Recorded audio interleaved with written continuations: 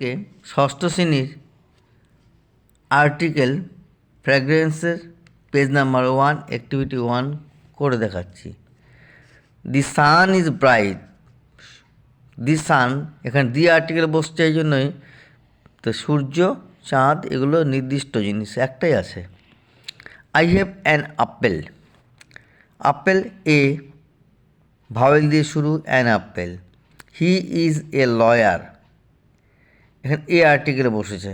They took a taxi, এখানে a আর্টিকেলে বসেছে।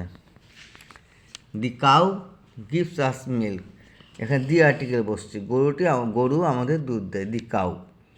Please bring me an umbrella, ইউটা হচ্ছে এখানে ইউটা হচ্ছে অ্যান বসছে, ইউ উচ্চারণ হচ্ছে ভাওয়েল।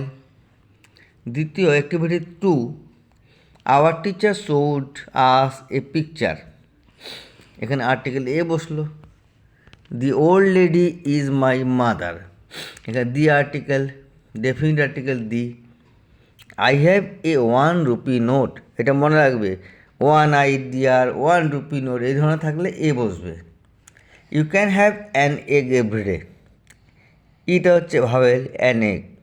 দি গঙ্গা, যে কোনো নদী, গঙ্গা নদী একটাই আছে যার জন্য দি বসছে, the article. You have come here after a long time, এখানে এ লং টাইম, এ।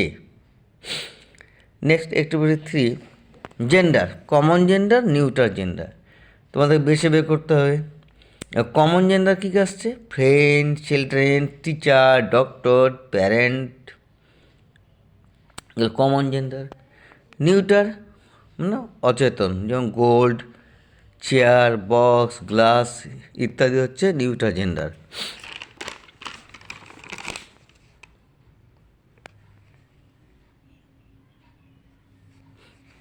আশা করি তোমরা এই ইংরেজি গ্রামারগুলো বুঝতে পেরেছ, এগুলো মনোযোগ সহকারে করবে। Thank you very much.